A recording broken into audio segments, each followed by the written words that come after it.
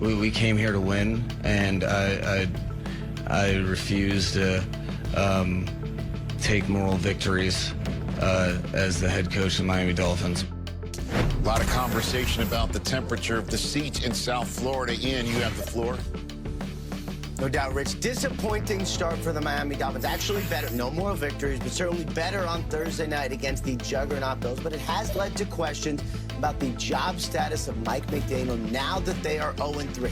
Here is my understanding of where it all stands. Stephen Ross, the Dolphins owner, plans to be patient. Almost always in the past, in similar situations, he has been patient. I do not sense anything imminent regarding a potential change in Mike McDaniel's job status.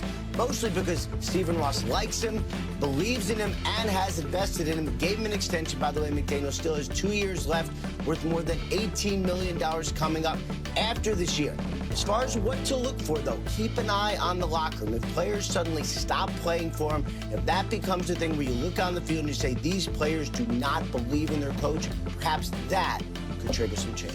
Well, that was a question going into the Thursday night game, and it clearly wasn't the case. I mean, the Dolphins really had a chance here. On that last interception was a backbreaker. Kurt Warner, thankfully, you're a Hall of Fame quarterback with a YouTube channel called QB Confidential that's dedicated to exactly this question. What does the eye in the sky say? Yeah, a lot of conversation about this interception. So I'm going to take you guys through what happened here. And the first thing I want you to notice as we pull up the tape is that the ball's on the right hash, which means that we've shrunk the space that the defense has to cover to the right side of the ball. Okay, here's the play that they run. Okay, they're running what we call an under route to the top, and then they just run it in over the top.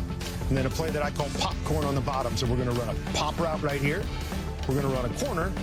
And then we're going to run a flat right here. So this is the combination that they have. I'm going to clear it. We're going to run the tape. You're going to see a rotation by the Bills defense right there. Freeze it. Okay? And as we freeze it, what I want you to realize is as we go back to these routes here, okay, corner is dead. It's running right into a corner route. Tyreek's dead. He's running right into a defender. This one's dead because he's running into another defender. So what that means is that we've only got 2 options for Tua. It's this, and it's the pop. Those are the only 2 options that he has available to him. And he understands on this defense, I've got to read this defender. I'm not reading the guy that's on the inside. So as we run it back just a little bit, I'm going to put a spot shadow on Terrell Bernard because Tua is reading the guy outside of him, knowing I've either got to hit the flat or the pop. As we run it right here, you'll see Terrell Bernard reads this. He understands what it is. He jumps it as well as you can possibly jump it, even though Tua threw the ball as quick as he possibly could. So there was something about spacing there. There was about play design because they had run the play the week before, and Terrell Bernard said, hey, I recognize that, and I jumped it. But Tua was doing the only thing that he had available to him on that particular play. I didn't even mention the pass rush that was in his face. Threw it as quick as possible. That, to me, was more about play design and a great defensive play than it was a big-time mistake by Tua. Mike McDaniel said afterwards, essentially, that he should have thrown it to the flat. So, well, I mean, if you watch the play, I mean, he that's could. what he said. We could run. Well, he shouldn't throw it into the flat. The guy in the flat was covered, and so the bottom line is all you're looking for is that outside linebacker to pass over that pop route. As soon as he does that, covering the flat, your read is to go back to the inside, but the spacing cut down the amount of space that Bernard had to cover. Obviously, he knew what was coming. He jumped it. Great defensive play. And again, to me, more about that than it was, I know everybody's looking at that. What a terrible decision by Tua. That was really all he had available on that play, and it was just a great defensive play. Wow. Steve, what do you think happened? You know, that was good, Kurt, with your new toy there. That was really informative. But, yeah, I mean, that's a... You know, when you have an interception, you can dissect the heck out of everything, what should have, could have happened, and that kind of thing. But, you know, let's... you want to talk about the Bills? Sure. Yeah. What about the Buffalo Bills, Steve? They're now 3-0. Played their butt off, okay? They fought hard. It wasn't a moral victory like Mike said, but you know what? They played well enough to win that game. But the Bills are a heck of a team. We all know that, right? And let's talk about who could give them a threat over there. Is it the Chiefs? I don't think so. Not yet. They're not healthy enough, right? Is it the Chargers? You're getting better. But that team that we saw early in the year, 41-40, might have been the best game with the Ravens of the season, right?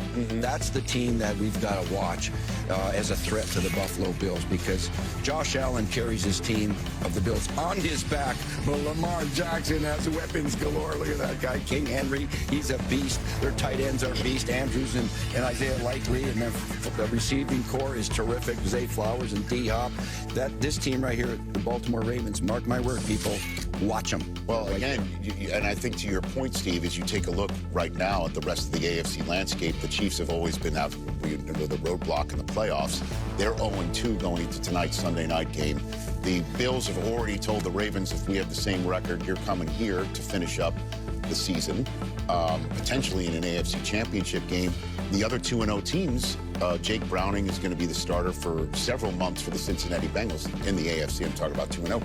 And there's Danny Diamonds for the okay, there's one. We're going to keep track of how many times we refer to Danny Diamonds. I'm just pointing out the road that the Bills have in front of them. And if you told them this was the scenario that they would have one game into week 3, they'd have signed. Feel pretty good. Yeah, I feel pretty good about it. Yep. Well, yeah, Coach, I agree with you. If the team that threatens Buffalo Bills the most to me is the Baltimore Ravens. I know they haven't beaten Kansas City Chiefs, so most people will say, well, until they beat the Chiefs, it's the Chiefs. It's not. Anybody who's watched the last 2 times the Buffalo Bills and Baltimore Ravens have played, I think most people would agree that the Baltimore Ravens were the better team. They just had untimely mistakes, and they've been living by the moniker, you can't win the game till you stop losing the game. And they can't keep making these untimely mistakes. But I think that the Baltimore Ravens, top to bottom, are the better team, and they have the best shot to knock off the Buffalo Bills. And of course, there may be a team that's currently 1-1 and could come out of the mist in the AFC potentially. And one of them is just down the road from Western New York, the Pittsburgh Steelers, who are in New England today. And before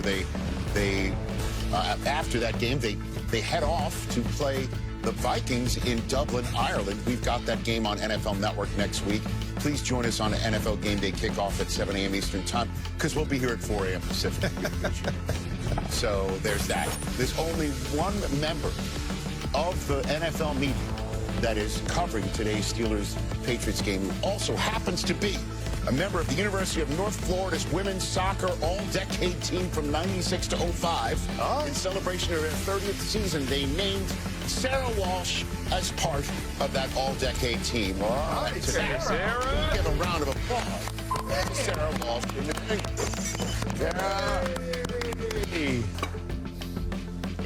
Hey guys, I'm just trying to keep up with Stacey Dales, and that is a losing battle. But thank you for that. I appreciate UNF including me on that list. They got a game today, so shout out, swoop, as we say down in Jacksonville. And because I only ever played offense, let's talk about the offense here, and specifically the Steelers. Aaron Rodgers said this week he can't ride the ups and downs, and it's been a wild swing for them. 34 points week 1, 17 points last week. He was pressured on 38% of his dropbacks, and he expects to see more of that today. What he really wants to see is more explosive plays. Specifically, he said 10-plus yard runs. The Steelers have just one of those this year. Their running back, Jaylen Warren, said, we don't know what the answer is, but we are going to find it. The Steelers this season have been held to under 75 yards on the ground in both of their games. Rich? All right, Sarah, we'll chat. See a chat you have later with this man, Mike Vrabel, who, by the way, everybody associates him with the Patriots, and why not? He was drafted as a Steeler. He's never beaten Mike Tomlin as a head coach his time in Tennessee. So Mike Vrabel and Sarah Walsh later on, and still ahead, Mariota is